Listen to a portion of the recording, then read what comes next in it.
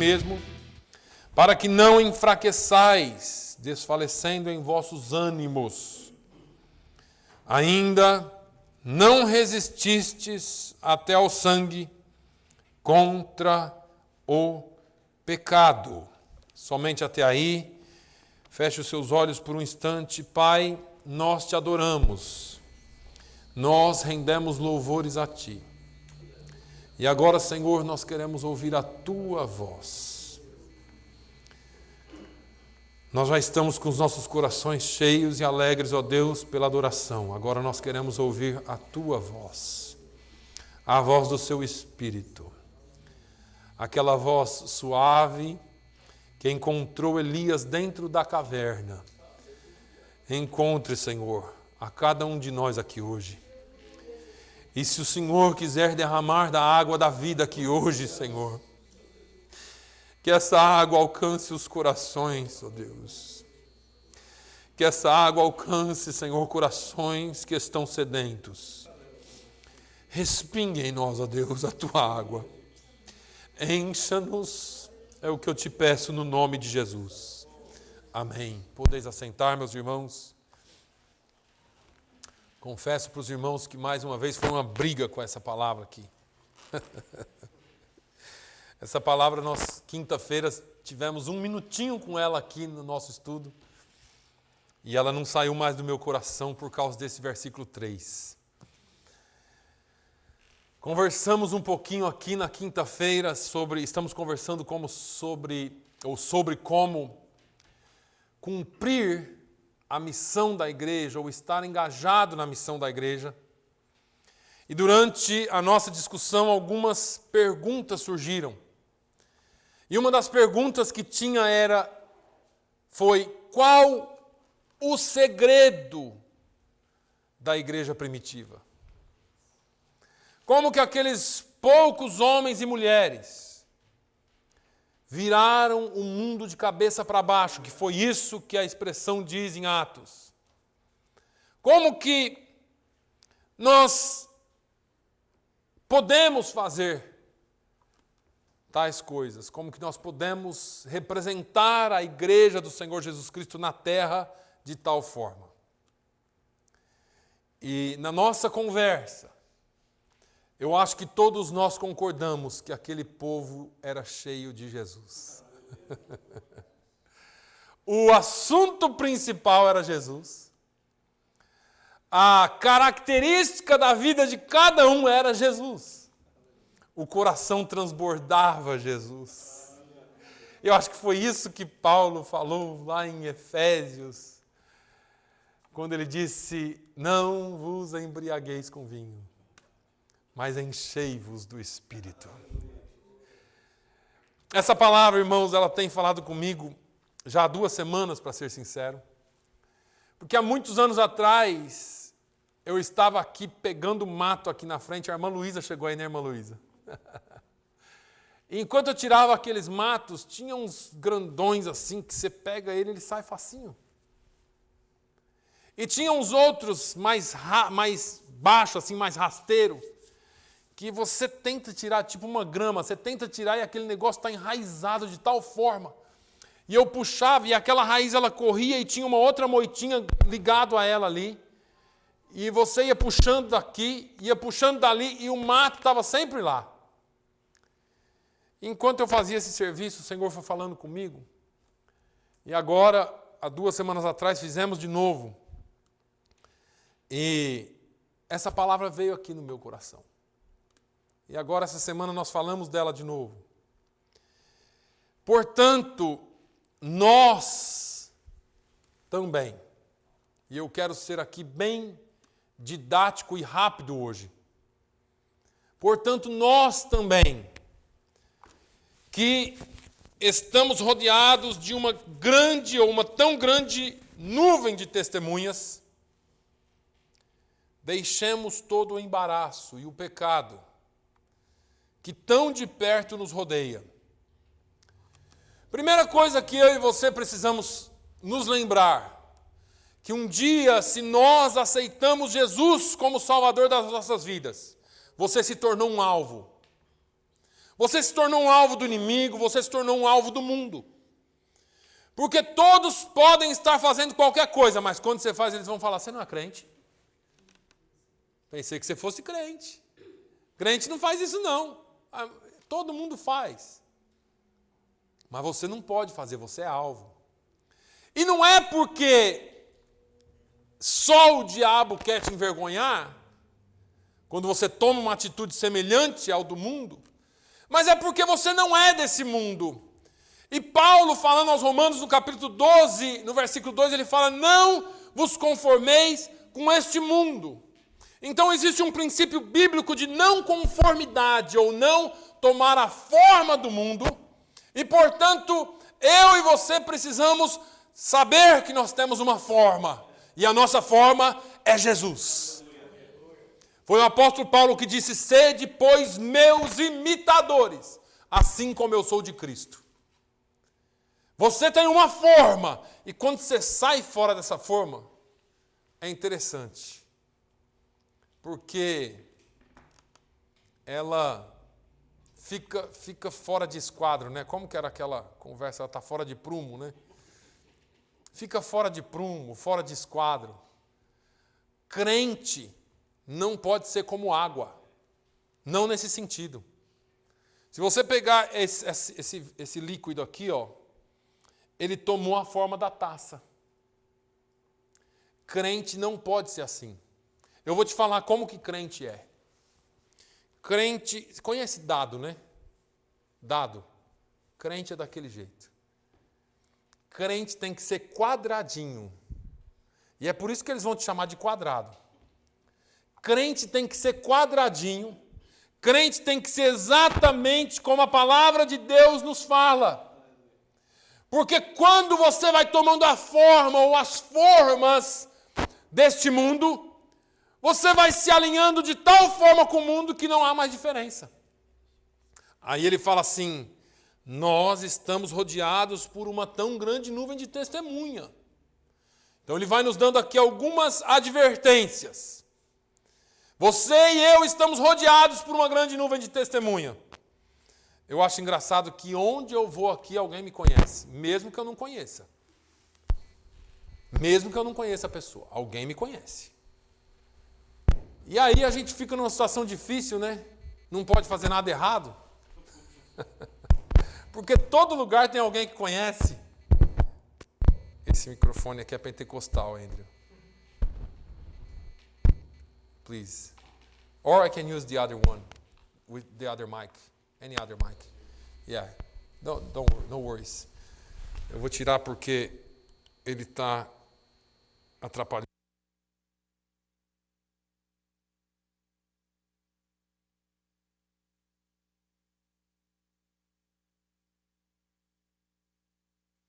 Amém.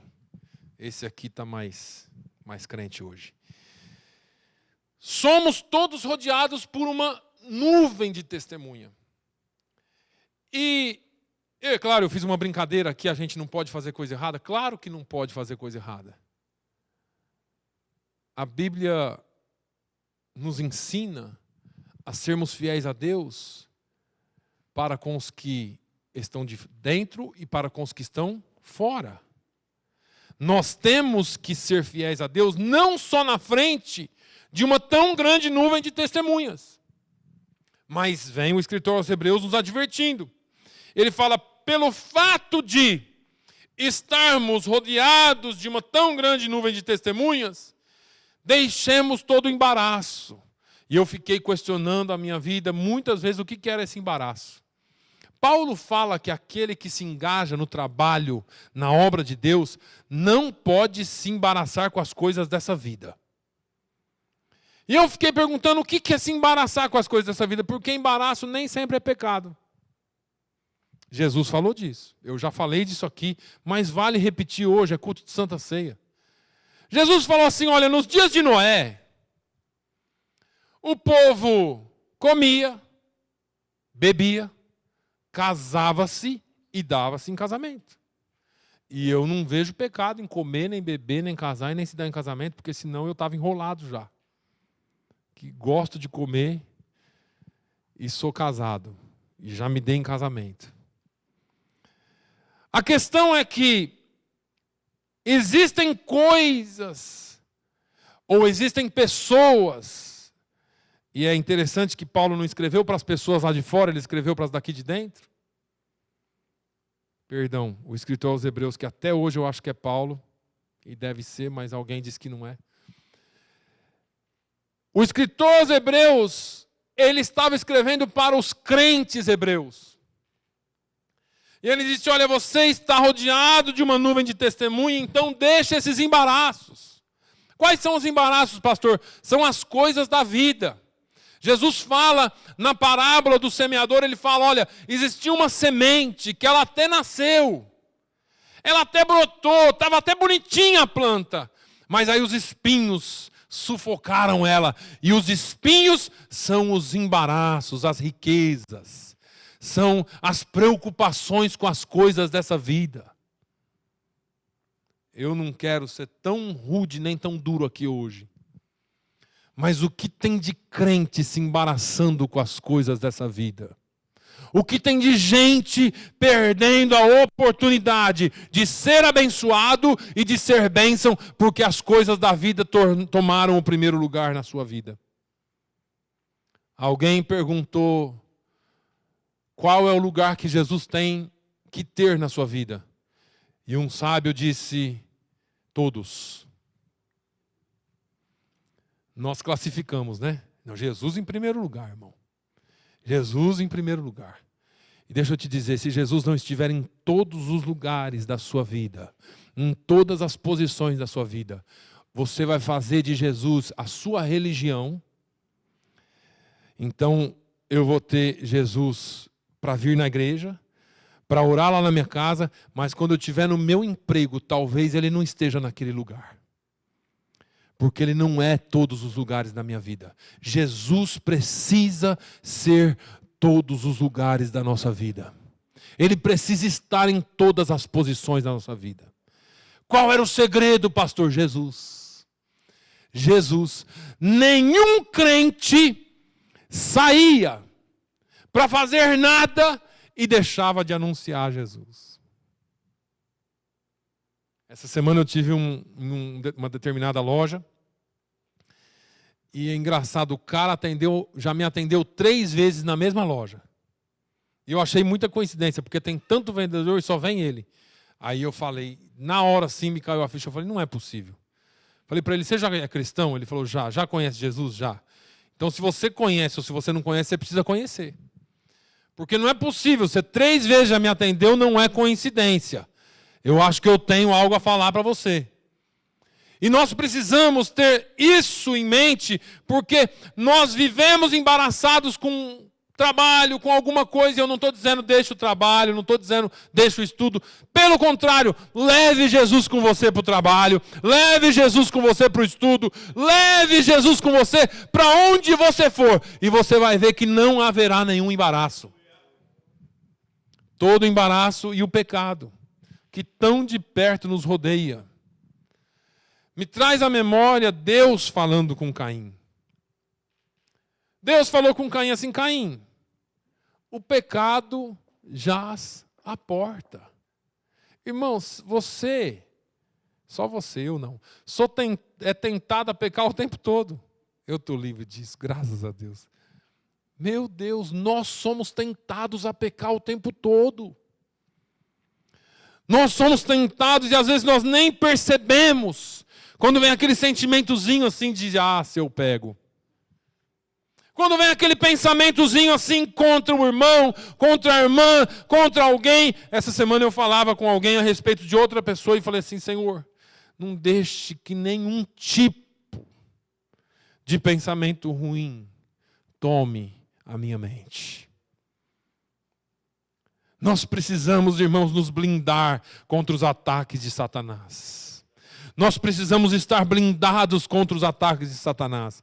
Paulo fala para nós não nos conformarmos, mas sermos transformados pela renovação da nossa mente. A renovação da nossa mente vem pela palavra de Deus. A fé vem pelo ouvir, e ouvir a palavra de Deus. Você não pode ser transformado, não pode ter o seu coração transformado pelo que a sua vizinha te fala, pelo que a sua irmã liga e manda você fazer. Não, senhores, nós temos que ser transformados pela palavra de Deus. Sabe qual que é o problema nosso? Foi falado nessa manhã aqui. O pastor Andrew trouxe uma palavra nessa manhã falando da transformação do profeta Isaías. E nessa transformação ele focou na miserabilidade de Isaías. Sabe por quê? Porque nós esquecemos quem somos e quem Deus é. E aí a gente entra aqui na presença dele de qualquer jeito. Como se ele fosse um de nós. O pastor Francis Chan, ele fala assim, olha, você não pode esquecer que Deus está aqui. E você está aqui. Você é pó e a terra é escabelo dos seus pés. Nós estamos aqui pela misericórdia de Deus. Ele fala, esqueça do pecado. Esqueça do embaraço. Deixa esse negócio. E corramos com paciência a carreira que nos está proposta. Irmãos, tem uma carreira proposta para nós. Tem uma carreira proposta para nós. Tem um hino antigo, né, que diz: há uma carreira para correr, há uma vitória para alcançar. A cada dia, ao meu Jesus serei fiel. Mas há uma carreira para correr. E se nós corrermos com paciência, essa carreira, nós alcançaremos a vitória. Tem vitória para o seu povo. Mas olha aqui, olhando para Jesus. Porque se nós corremos essa carreira distraídos com todas as coisas, os embaraços, os pecados, as coisas desse mundo, irmãos, tem coisa para nos distrair mais do que nunca. Para na frente da televisão, eu peco todo dia que eu sento na frente da televisão. Meu Deus do céu. Cada notícia horripilante. E deixa eu explicar por que eu peco. Porque eu sou ser humano. O fulano arrasta a mulher 100 metros com o carro. Que ódio desse sujeito. Eu estou falando aqui da minha humanidade. Não, pastor, não tem gente, nós somos crentes, para com isso. Não, senhores. Nós vemos essas notícias, o sangue ferve. Motivo, minha esposa me explicou depois, por causa de um balão. Balão de bexiga, de balão de ar. A mulher vendendo balão, o cara e a mulher para com o carro do lado e tenta roubar os balões e engarrancha no braço dela e sai arrastando ela com o carro por 100 metros. Ela estava na televisão esses dias. Não é para te deixar nervoso, não, pelo amor de Deus. Eu só estou falando que às vezes a gente peca só de sentar na frente da televisão. Você é convidado a pecar todo dia. Se você não olhar para Jesus, o autor e consumador da sua fé, você está fadado ao fracasso. Eu estou fadado ao fracasso. Mas aí, ele fala que Jesus suportou a cruz, desprezou a afronta e assentou-se à destra do trono de Deus. Eu só fiz essa introdução e eu disse que vou ser rápido para você entender uma coisa. Jesus suportou a cruz por 2 motivos. Primeiro, por obediência a Deus. A Bíblia diz que Deus amou o mundo de tal maneira. Paulo fala que Jesus deixou a sua glória, deixou o seu trono e tornou-se semelhante a nós. O escritor aos Hebreus diz que ele aprendeu obediência. Sabe por que Jesus teve que aprender a obediência? Porque como Deus ele não tinha que obedecer ninguém.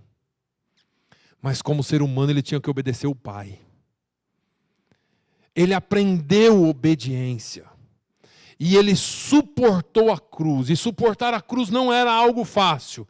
Porque o próprio Jesus orou e disse: Pai, se for possível, me tira dessa enrascada.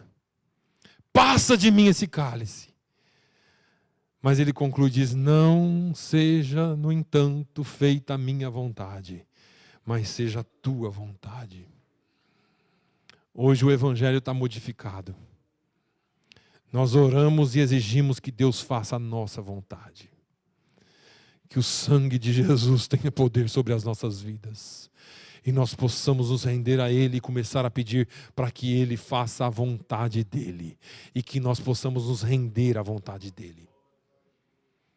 Falei com uma pessoa essa semana, ele estava chorando e dizendo assim: eu não sei o que fazer. Porque a situação é essa. E eu falei assim: você prega, não prega? Ele disse: prego. Eu disse: está na hora de começar a viver o que você prega. É bonito pregar no púlpito. Quando vem a dificuldade, quando vem a tristeza, quando vem a encruzilhada da sua vida que você não sabe para onde ir. É um momento que você tem que começar a confiar em Deus e viver aquilo que você pregou a vida inteira. Porque muitos de nós estamos desistindo, porque nós não estamos vivendo o que pregamos, ou o que declaramos que pregamos. Pregamos com a boca, mas quando chega o momento de obedecer, Jesus, esse negócio está estreito demais, faz aqui a minha vontade, Deus. Deus podia fazer assim, né? Deus podia fazer assado, né? Jesus não disse isso, Jesus disse: Senhor, Pai, seja feita a tua vontade. É a tua vontade que tem que prevalecer, Senhor. E aí o escritor continua assim: olha, ele desprezou a afronta. Desprezou a afronta, irmãos. Ele foi afrontado de todas as formas. Ele poderia ter pecado. Pedro saca da espada, corta a orelha de um dos soldados do sumo sacerdote. E Jesus fala: guarda a sua espada. Se eu quisesse vingança, se eu quisesse revanche, se eu quisesse destruir todo mundo, o Pai me mandaria aqui anjos e eu destruiria tudo agora.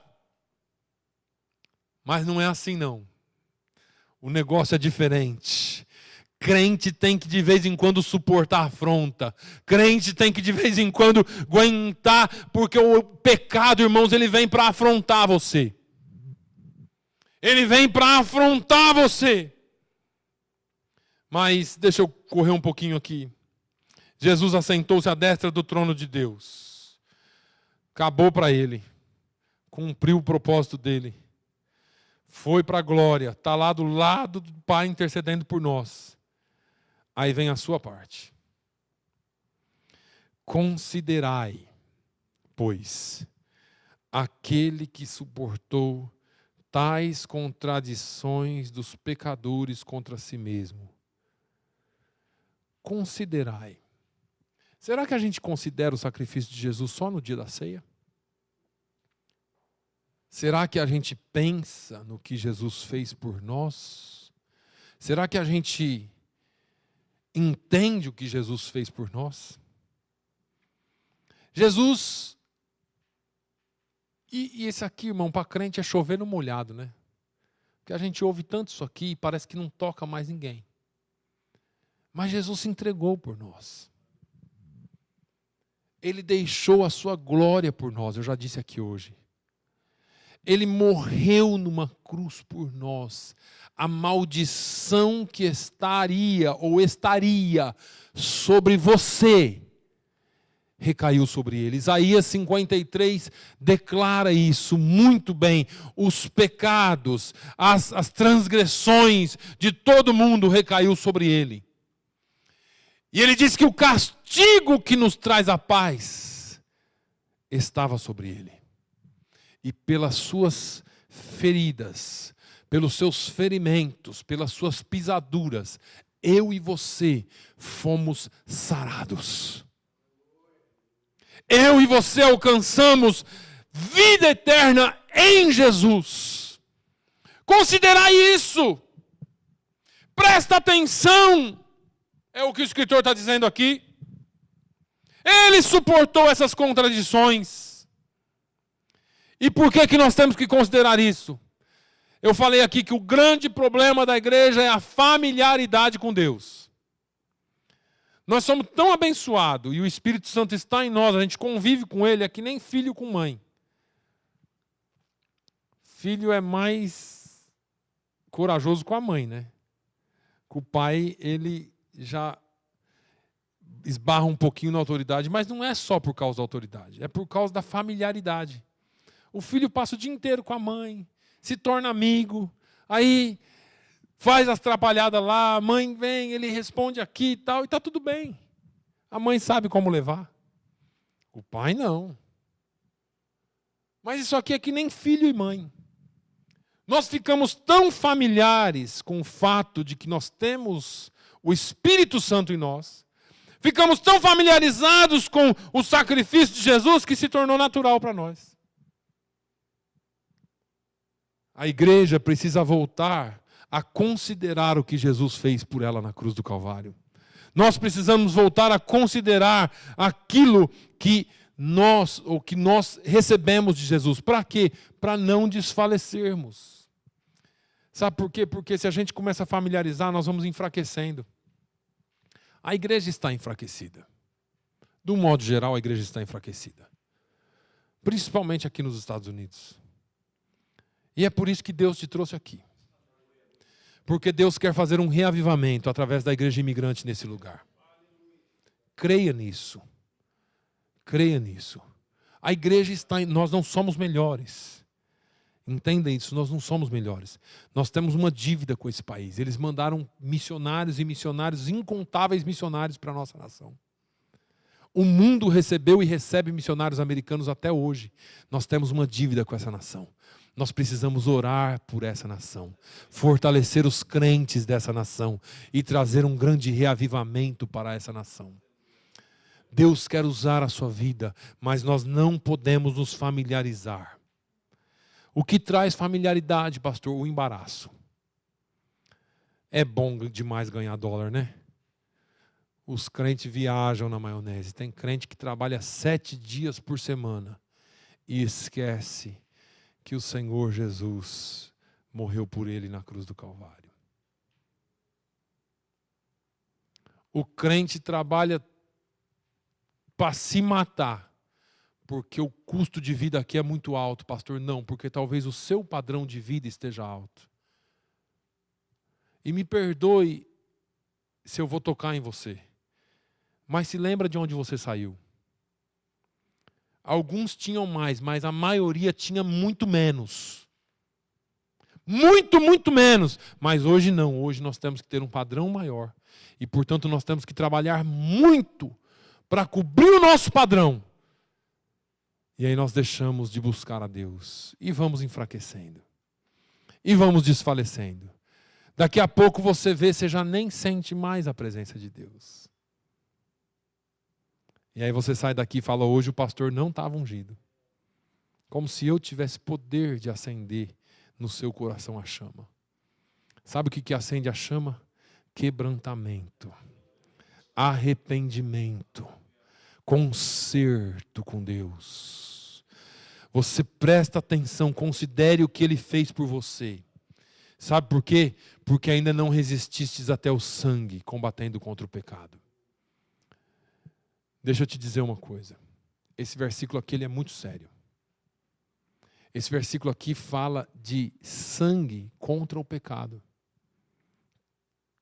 Sabe o que significa isso? Se eu precisar morrer por esse Jesus, eu vou morrer. Mas eu não vou pecar. A igreja precisa entender que o sacrifício de Jesus nos garantiu salvação, mas isso não nos livra de ter que lutar pela nossa santidade para que nós herdemos a salvação. O problema é que nós estamos vivendo hoje numa cultura onde você levanta a mão e está salvo. E uma vez salvo, você está salvo para sempre. Eu também creio. Se você foi salvo, você jamais vai abandonar essa fé aqui. Porque tem muita gente que diz que é salvo, mas vive uma vida tão ímpia, muito mais do que um ímpio. E o escritor está dizendo, olha, você ainda não resistiu até o sangue, combatendo contra o pecado. Sabe por quê? Porque esses homens aqui, o próprio escritor aos Hebreus, ele fala assim, no versículo 32 do capítulo 11, ele fala, que mais direi? Faltar-me-ia tempo contando de Gideão, de Baraque, de Sansão, de Jefité, Davi, Samuel, dos profetas, os quais pela fé venceram reinos, praticaram a justiça, alcançaram promessas, fecharam as bocas dos leões, apagaram a força do fogo, escaparam do fio da espada, da fraqueza tiraram forças. Na batalha se esforçaram, puseram em fugir dos exércitos dos estranhos. As mulheres receberam pela ressurreição os seus mortos. Uns foram torturados, não aceitando o seu livramento para alcançarem uma melhor ressurreição. Você sabe o que é isso? Esses homens foram açoitados, lê os próximos versículos. Eles foram confrontados a deixar a fé, mas eles disseram assim, não, ele morreu por mim, eu vou considerar o que ele fez. Pode me matar, mas eu não nego o nome de Jesus. Rapaz, daqui você vai para sua casa encontrar sua família. Ele disse assim, não, eu posso ir morto, mas eu sei que eu vou estar em glória com Jesus. E o escritor escreve, algumas mulheres receberam os cadáveres dos seus maridos, porque eles não se dobraram para o pecado. Porque vós ainda não resististes até o sangue contra o pecado. É grave. Paulo fala em 2 Timóteo 2:8.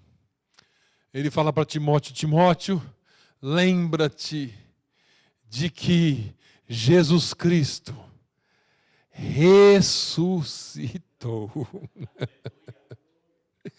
Nós lembramos da morte dele aqui, mas hoje nós lembramos da vida dele aqui também. Sabe por quê? Porque ele está vivo. Ele está vivo. Ele ressuscitou. Não tenho mais tempo. Mas Jesus te chamou para ser sal da terra e luz do mundo. Ele não te chamou para se conformar com esse mundo. Ele chamou você para dar contraste. Você é o contraste desse mundo. Quando o negócio é insosso, não tem sabor, você entra. Sal da terra, dando sabor àquilo que está sem sabor. Está escuro, pastor, é treva, é um buraco negro, mas eu cheguei. Eu carrego comigo a luz. Eu carrego comigo a luz, porque eu sou luz do mundo. Ah, meu Deus. Sal da terra e luz do mundo. Qualquer hora a gente termina essa palavra. Considerai, pois, aquele que sofreu afronta e morreu por você. Lembra-te, Timóteo, de que Jesus Cristo ressuscitou dentre os mortos. Ele é da linhagem de Davi. Lembra-te, pois. Nós poderíamos falar sobre tantas considerações aqui. Eu poderia falar para você de um Jesus que deixou a sua glória, e eu falei, nasceu, viveu, fez milagres, morreu, ressuscitou ao terceiro dia e está à destra do Pai intercedendo por nós. Se você considerar isso aqui, quem você serve, quem você é nesse contexto, e se pergunte, quem sou eu nesse contexto? Porque mais uma vez eu vou te falar, saia daqui pensando. Não precisa sair pulando, mas saia pensando. Quem sou eu? Quem sou eu na obra de Deus, na família de Deus? O que é que Deus me chamou para fazer? Para viver me conformando com as coisas, com as rodinhas de piada?